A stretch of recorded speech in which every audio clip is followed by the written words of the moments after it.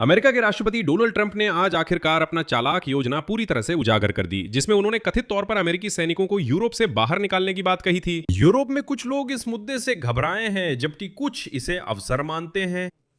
Germany से सैनिक हटाने के ट्रंप के फैसले के बाद अमेरिका के यूरोपीय सहयोगी अब यूरोप में अमेरिकी सैनिकों पर ट्रंप के नए फैसले की संभावना जता रहे हैं। संभावित विकल्पों में इटली और स्पेन में सैन्य टुकड़ी में कटौती भी शामिल है, लेकिन पोलैंड ने अपेक्षित रूप से कहा है कि वे उन अमेरिकी सैनिकों को अपने यहां रखने के लिए तैयार हैं जो इन देशों से बाहर निकलेंगे। डोनाल्ड ट्रंप ने कहा कि वो इस विचार का स्वागत करते हैं। ये वही है जिसके बारे में हम पहले भी बात कर चुके हैं। साथ ही डोनाल्ड ट्रंप एक बार फिर यूरोप पर व्यापारिक शुल्कों के मुद्दे को लेकर दबाव बना रहे हैं और फिर से ग्रीनलैंड पर कब्जे का मुद्दा उठा दिया है, जो लगता था कि अब पीछे छूट गया है। मेरा नाम अलेक्सेई पीची है। आइए इस विषय पर मिलकर चर्चा करें, लेकिन इससे पहले कि हम शुरू करें, मैं आपसे अनुरोध करता हूं कि इस चैनल को सब्सक्राइब करें, इस एपिसोड को लाइक करें और इस वीडियो के नीचे अपनी टिप्पणी लिखना ना भूलें। ये YouTube पर कंटेंट को बढ़ावा देने में मदद करता है, इसके लिए मैं आभारी हूं। टेलीग्राम चैनल पीची न्यूज को सब्सक्राइब करें, लिंक वीडियो डिस्क्रिप्शन में है। ब्लूमबर्ग के अनुसार अमेरिका के यूरोपीय सहयोगी राष्ट्रपति डोनाल्ड ट्रंप के यूरोप में अमेरिकी सैनिकों पर नए फैसले की भविष्यवाणी कर रहे हैं। संभावित परिदृश्यों में इटली और स्पेन में सैनिकों की संख्या घटाई जा सकती है। सूत्रों के मुताबिक ट्रंप के जर्मनी से 5,000 सैनिक वापस बुलाने के फैसले के बाद नाटो देशों में अमेरिकी सैन्य उपस्थिति की और समीक्षा की उम्मीद है। इसके अलावा ट्रंप प्रशासन जर्मनी में लंबी दूरी की मिसाइलें तैनात करने की जो योजना जो बाइडेन के राष्ट्रपति रहते मंजूर की गई थी, उससे भी पीछे हट सकता है। Речь идет о размещении ракет. मॉस्को को निशाना बनाने वाली हॉक मिसाइलें, जिसके बारे में जो बाइडेन ने 2024 में उस समय फैसला लिया था जब व्लादिमीर पुतिन बेलारूस में टैक्टिकल परमाणु मिसाइलें भेज रहे थे।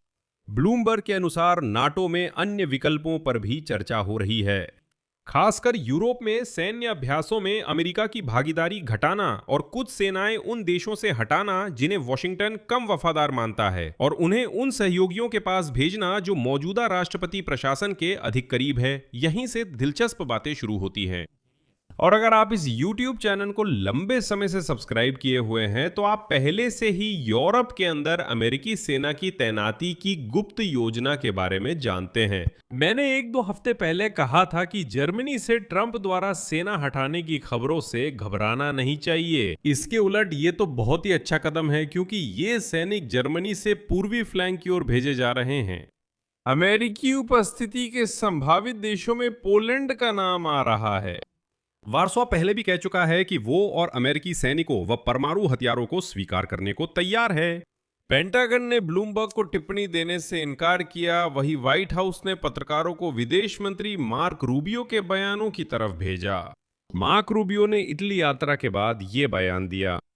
अगर अमेरिका के नाटो में होने का एक मुख्य कारण यूरोप में तैनात सैनिक हैं, जिन्हें हम किसी और आपात स्थिति में भेज सकते थे, लेकिन अब ऐसा नहीं है।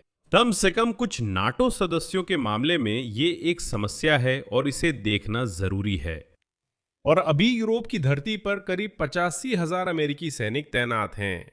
और सहयोगियों की चिंताओं के बावजूद नाटो के कुछ राजनयिक मानते हैं कि ट्रंप के लिए सैनिकों की संख्या में बड़े पैमाने पर कटौती की गुंजाइश सीमित हो सकती है।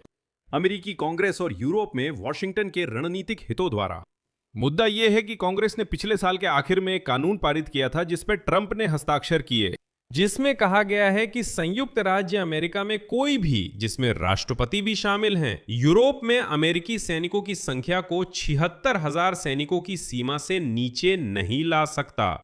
तो ट्रंप अधिकतम 9,000 सैनिकों के साथ ही काम कर सकते हैं। लेकिन जैसा कि पता चला है, जर्मनी से 5,000 अमेरिकी सैनिक वापस अमेरिका अपने घर नहीं जाएंगे। नहीं, पोलैंड ने यह घोषणा की है कि वो अतिरिक्त अमेरिकी सैनिकों को स्वीकार करने के लिए तैयार है, जब अमेरिकी राष्ट्रपति ने उन्हें जर्मनी से स्थानांतरित करने की संभावना जताई। पोलैंड के रक्षा मंत्री व्लादिस्लाव कोसिनियाक-कामिश ने कहा कि वार्सो नाटो के पूर्वी मोर्चे को अमेरिकी सैनिकों की अतिरिक्त मौजूदगी से मजबूत करने के लिए तैयार है।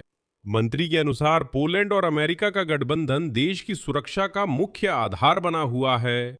खास बात यह है कि पोलैंड का यह बयान व्हाइट हाउस के पास डोनाल्ड ट्रंप के भाषण के कुछ घंटों बाद आया।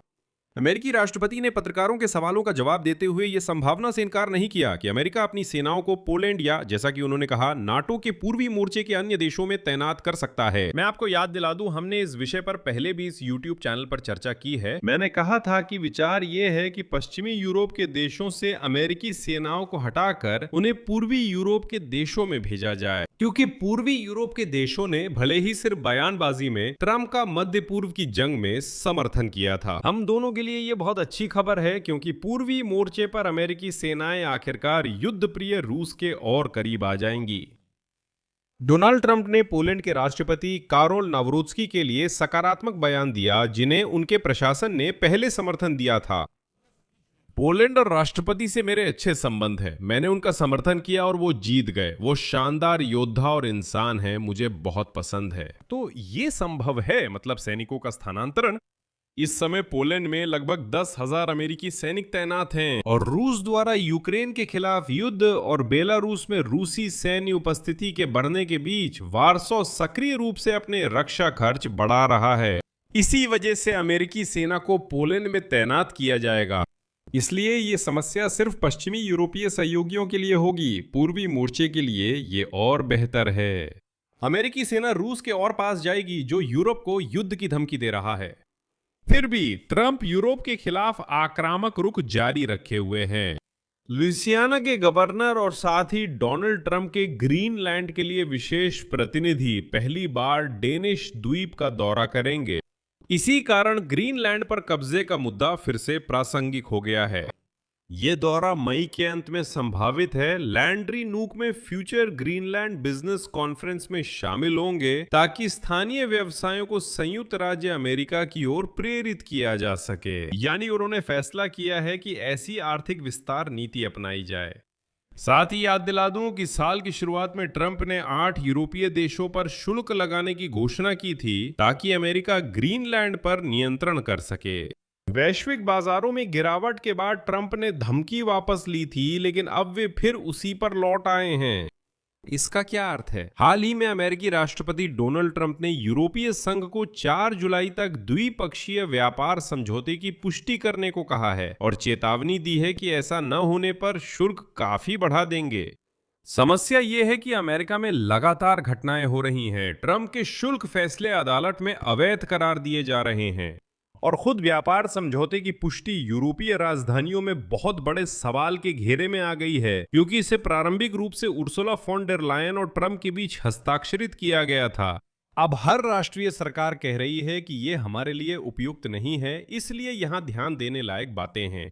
यहाँ मैं विराम लूंगा। यूक्रेनी भाषी ऑडियंस को बताना है कि मेरा नया YouTube चैनल शुरू हुआ है, जहां हर शाम मुख्य बातें सिर्फ यूक्रेनी भाषा में और यूक्रेन से जुड़ी विषयों पर मिलती हैं। इसलिए अगर आप फिर भी खबरें ज्यादातर यूक्रेनी भाषा में सुनना पसंद करते हैं, तो मैं इस वीडियो के डिस्क्रिप्शन में नए YouTube चैनल ओलेक्सीय पिची और पित्सुमकी का लिंक छोड़ दूंगा।